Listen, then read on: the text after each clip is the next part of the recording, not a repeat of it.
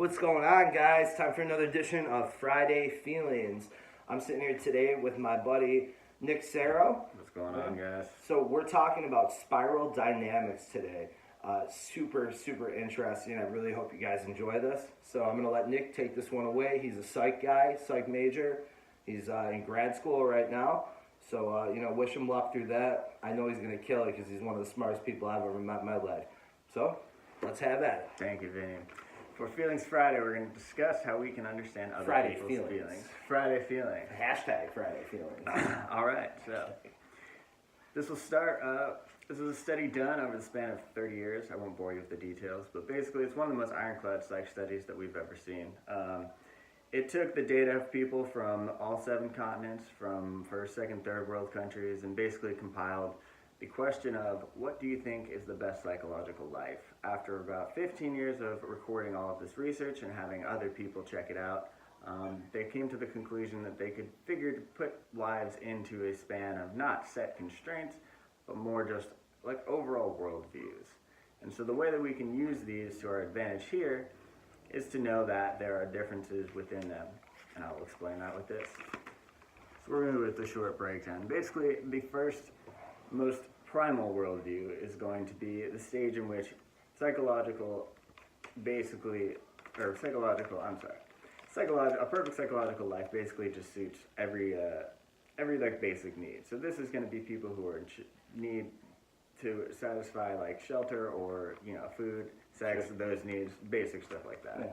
So this is also reflected in about. All right, well, yeah, that might make it easy. Just talk to me. But yeah, the camera's on you. so if you look at the point of human history, which also seem to follow these steps, this is about the caveman stage, and basically that's where we started with. So then from that point on, we go on to the second, which is the second stage.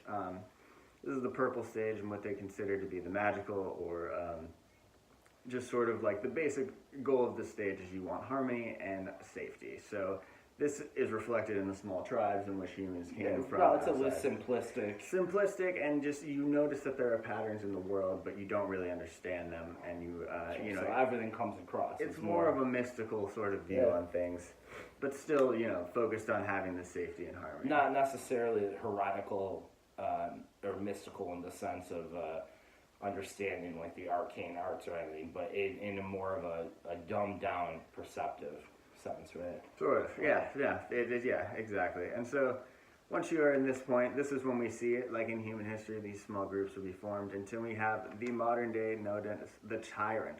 And this would be the third stage. The third person is just doing as they feel is right. And if they feel that something is right, they will go on and pursue it. A lot of times this was compared to being in a jungle. Life is a jungle and you are the predator. So you're just trying to basically get whatever you can out of it that you need. That's a much larger percentage of the population. So at this point, when we look at, they looked at the percentage of the population. The first two only accounted for about 2% maybe of the population. Sure. This stage of the 3 on to the 6, these next 4 are going to be the glut of the population. It was estimated. I mean, there was no hard numbers, but yeah. We're going to say like 80% or more of the population is going to fall within this range.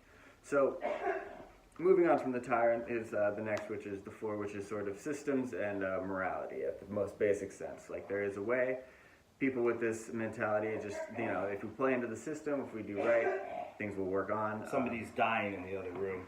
Just excuse us for a moment. There is. If there was a way to do something, then there's a right and a wrong way, and therefore it's more of a binary sort of like there's a right and a wrong way to do life, and if we play into the system, then it will benefit us.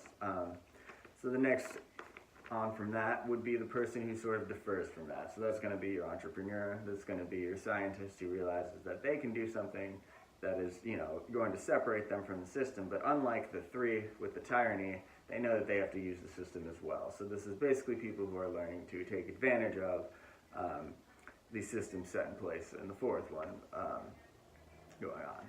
So now the 5th stage is understanding that we need to incorporate all human life. So that's basically going to be people who are fighting for human social justice and fighting for humans to be equal and believe that no matter what is happening within these other 3 categories, that in the end, like, we need to focus on the empathy and the parts of human life that are worth living. That's truly the beginning stages of having an awakened conscience. Then, not this faux social justice movement that's going through the country right now, but true understanding of the actual empathetic feelings. It brings up an interesting point there, because here's the take. So basically, now that we've gone through this in a rough and abstractly explained way, we can find that people who are typically in our society today, from the research, typically fall within the 3, 4, 5, or 6. So basically, in lay terms, you've got the green hippies, you've got the orange and entrepreneur, money-hungry CEOs or such. You've got the blue drones or sheep, and you have the red hotheads or just, bigots, people who are just thinking that their way is right.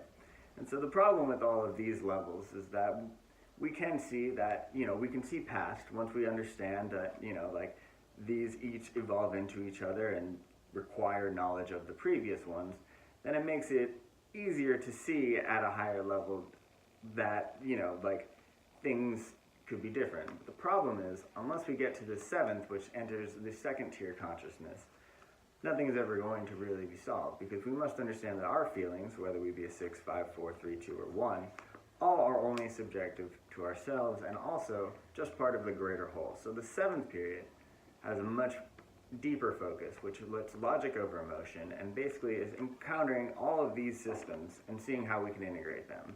So an example of 7th degree, like 2nd degree consciousness, would be looking at someone who you completely disagree with, but understanding that there are still parts of them that you can still agree with, and that even though you personally may not understand this, there must be some sort of logic behind the sense of what they're doing. So in a sense, if humans want to truly get to the next point, this would be the goal for consciousness, in the sense that it would really incorporate a lot of different people and a lot of different views, and therefore really bring not even social justice as much as just psychological awareness and understanding that we are really kind of looking at a constructed sort of society, and that everything does have validity and everything can be true. Now the 8th and final level is considered the Togros level, and this would actually be incorporating all of humankind systems as well as nature and other godly or earthly. It's essentially becoming the Buddha. It's essentially becoming the Buddha, yes, and it's true understanding of there are accounts, frequency, yes, symmetry, and harmony exactly, between yes, man and planet and universe, and interspecial, so on and so forth. People also theorize that there could be further levels beyond this. Another interesting pattern is that it alternates from 1 and the odd numbers being self-centered. So in this case, we have I'm pleasing myself and my internal needs. In this, we're doing what we think is right. In this, we are benefiting ourselves using the system. And then even in 7, we are looking at what is the best way for us to see things from all levels. And in the even numbers, we have the community ones. And the 2, you need to bond, because there are these mystical things that need to be, protected against. And 4, we all work together as a unit. And then 6, we are all together as one, essentially. And so 8 would be a mix of that, somehow reincorporating emotions, even though logic would still take. It's the total disposal of the ego. Exactly. Yeah, it's amazing. So yeah.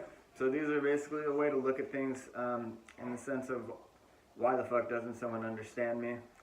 This is a new way to look at it, is that they don't understand you because they have their own ways of understanding things that may also be beneficial. And so in the end, it's just a lot of thought, but these studies are based off of pretty hard evidence, and something to look into, and something I think the world should know more about. Spiral dynamics, guys. I hope you enjoyed today's video. I'll see you tomorrow for Saturday, whatever I decide to hashtag Saturday. Peace out, Girl Scouts.